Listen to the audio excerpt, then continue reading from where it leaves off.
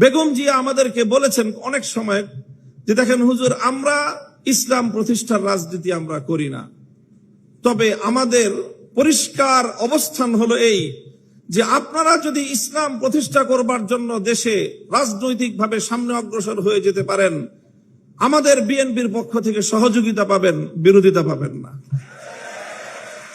আমি আজকে আপনাদের এই উপস্থিতিকে বেগম জিয়ার দুটি কথা উদ্ধৃত করতে চাই। যখন 5ই আগস্ট ছাত্র গণ অভ্যুত্থানের মধ্য দিয়ে বাংলাদেশের মানুষের বুকের উপর থেকে জগদ্দল পাথর, ইতিহাসের বর্বরতম নৃশংসতম শাসক লেডি ফেরাউন খ্যাত শেখ হাসিনা উৎখাত হলো এবং বাংলাদেশ তার ফ্যাসিবাদ থেকে মুক্ত হলো, ঠিক 5ই আগস্টের একদিন পরে বেগম জিয়াকে হাসপাতালে দেখতে যাওয়ার সুযোগ আমার হলো এবং সেখানে ডক্টর জাহিদ সাহেবের বদান্যতায় দীর্ঘ সময় একান্ত সাক্ষাতে ওনার সঙ্গে কথা বলার সুযোগ হলো।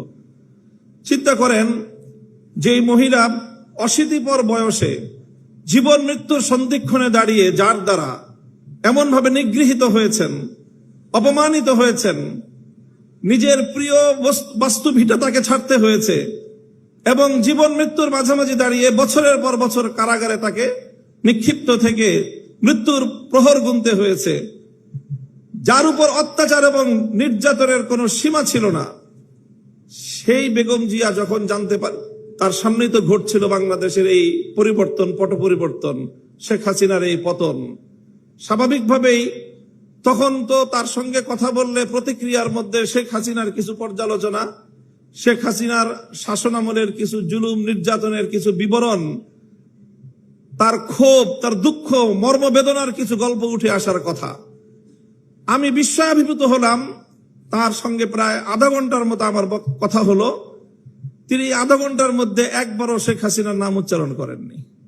তিনি পূর্ণ সময়টায় দুটি কথা বলেছেন।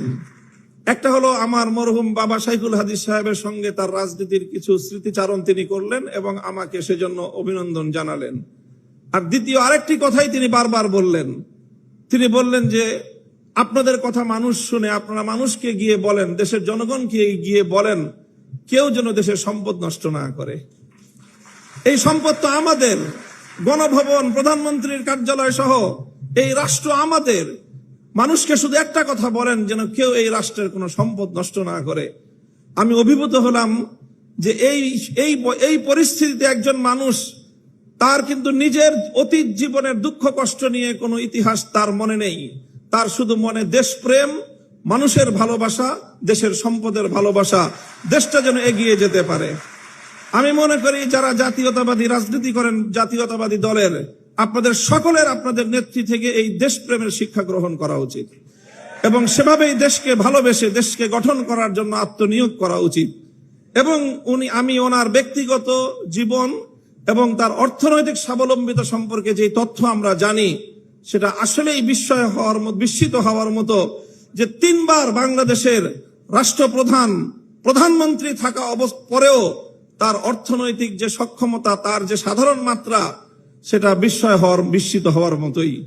কাজেই সেই চেতনা থেকে, সেই প্রেরণার দ্বারা আপনারা রাজনীতি করবেন, এটা জাতীয়তাবাদী ছাত্র দলের সকল নেতাকর্মীর প্রতি আমার উদাত্ত আহ্বান থাকবে। দ্বিতীয় আরেকটি কথা আমি বেগম জিয়ার উদ্ধৃতিতে আজকের এই মঞ্চে আমি উচ্চারণ করতে চাই। দেখেন, দীর্ঘ একটা সময় একসঙ্গে আমরা যুগপৎ রাজনীতি করেছি, জোটবদ্ধ রাজনীতি করেছি, আন্দোলন করেছি, সরকার গঠন করেছি। আমি একটি ঐতিহ্যবাহী রাজনৈতিক, ধর্মীয় রাজনৈতিক পরিবারের সন্তান। আমাদের রাজনীতির মুখ্য উদ্দেশ্য হলো আল্লাহর জমিনে আল্লাহর দ্বীন প্রতিষ্ঠিত করা, আল্লাহর জমিনে খেলাফত ব্যবস্থা কায়েম করা। এটাই হলো আমার রাজনীতির মূল দর্শন। তবে আপনারা যেই রাজনীতি করেন, সেই রাজনীতির সাথে আমাদের রাজনীতির কিছুটা পার্থক্য আছে। সেই পার্থক্যের জায়গাটুকুও বুঝতে হবে এবং সেখান থেকে আপনাদের দায়িত্ব এবং ভূমিকার কথাও আমি বলছি, আমার বক্তব্য দিয়ে নয়, বরং আপনার নেত্রীর উদ্ধৃতি দিয়ে। বেগম জিয়া আমাদেরকে বলেছেন অনেক সময় যে দেখেন হুজুর, আমরা ইসলাম প্রতিষ্ঠার রাজনীতি আমরা করি না, তবে আমাদের পরিষ্কার অবস্থান হলো এই যে আপনারা যদি ইসলাম প্রতিষ্ঠা করবার জন্য দেশে রাজনৈতিকভাবে সামনে অগ্রসর হয়ে যেতে পারেন, আমাদের বিএনপির পক্ষ থেকে সহযোগিতা পাবেন, বিরোধিতা পাবেন না।